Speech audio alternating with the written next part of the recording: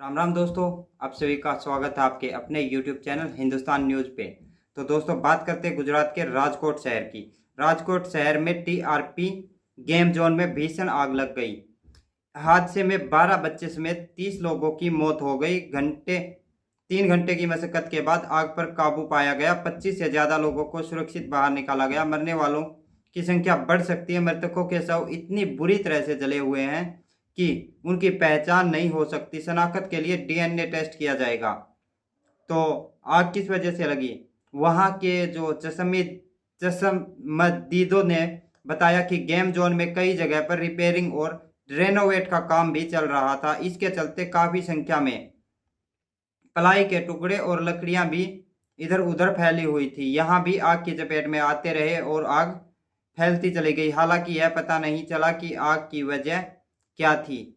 वहीं गुजरात के CM भूपेंद्र पटेल ने हादसे की जांच के लिए SIT टीम गठित की है।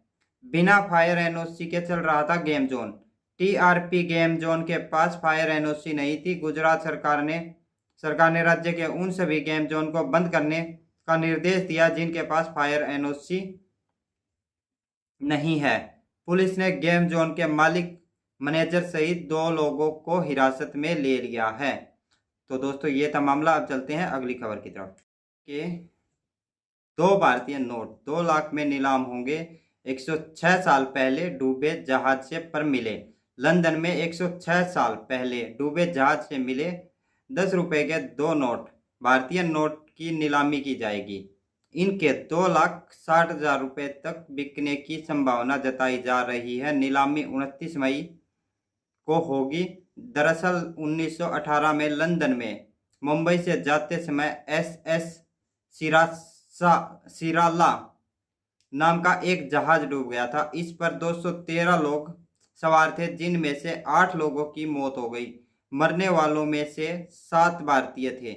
जहाज से मिले नोट 25 मई 2018 की डेट लिखी हुई है। इन्हें लंदन के नूनस मेफेयर नीलामी घर में बिक्री के लिए रखा गया है। तो दोस्तों ये था मामला। अब चलते हैं अगली खबर की तरफ।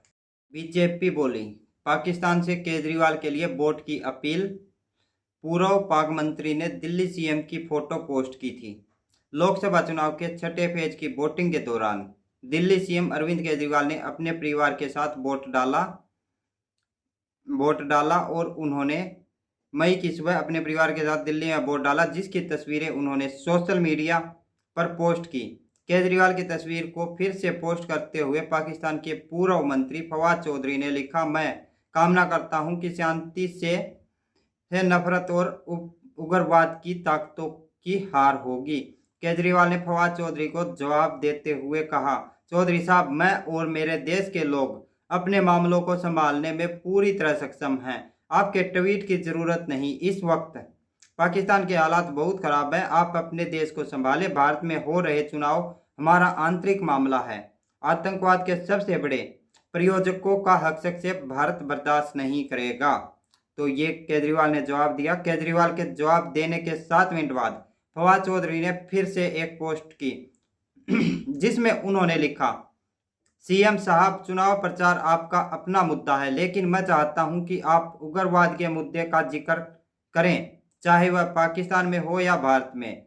यह एक ऐसा मुद्दा है जो सभी के लिए खतरनाक है। इस मुद्दे से हर किसी को चिंतित होना चाहिए। पाकिस्तान में स्थिति बहुत खराब है, लेकिन लोगों को बेहतर समाज बनाने का प्रयास करना चाहिए। तो ये फवाद चौधरी का जवाब आया।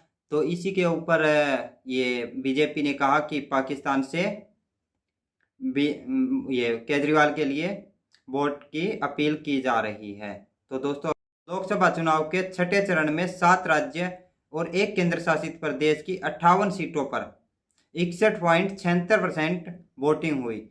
पश्चिम बंगाल में सबसे सबसे ज्यादा 80.06% और जम्मू कश्मीर में सबसे कम 54.46% वोट पड़े।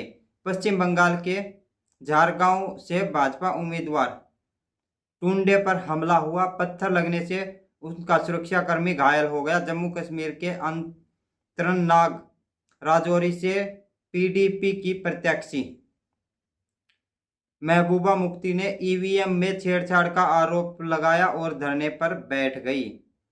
तो अब बात करते हैं नतीजों की। 7 जून को इस बार लोकसभा के 543 सीटों के लिए 7 फेज में चुनाव होने थे। अब तक 6 फेज में 28 राज्यों की 486 सीटों पर चुनाव हो चुके हैं, वोटिंग हो चुकी है। पहले फेज में 102, दूसरे में 88 सीटों पर और तीसरे में 93 सीटों पर और चौथे में 96 सीटों पर, पांचवें में 49 सीटों पर और में छठे लोकसभा चुनाव में ये 73वें कांस फिल्म फेस्टिवल में एक्ट्रेस अनसुईया सेनगुप्ता को बेस्ट एक्ट्रेस का अवार्ड मिला। वह यह सम्मान पाने वाली पहली भारतीय है। अनसुईया को यह अवार्ड अनस्टैंड रिगार्ड सेगमेंट में फिल्म द सेमलेस में उनकी परफॉर्मेंस के लिए मिला है। अनसुईया ने यह अवार्ड दुनिया भर में समलैंगिक समुदाय और हाशिए पर रहने वाले अन्य समुदायों को समर्पित किया। यह जो फिल्म थी 2 सेक्स वर्कर के इर्द गिर्द बुनी गई थी कहानी थी।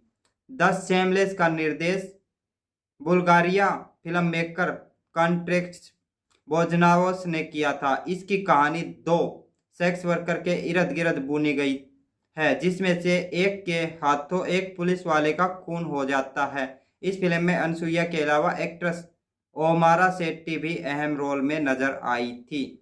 तो दोस्तों ये थी आज की खबरें। आप लोगों को कैसी लगी? अगर अच्छी लगी हो तो वीडियो को लाइक करो, शेयर करो, चैनल को सब्सक्राइब करो। मिलते हैं नेक्स्ट वीडियो में, तब तक के लिए जय हिंद, वंदे मातरम, भारत माता की जय, जय श्री राम।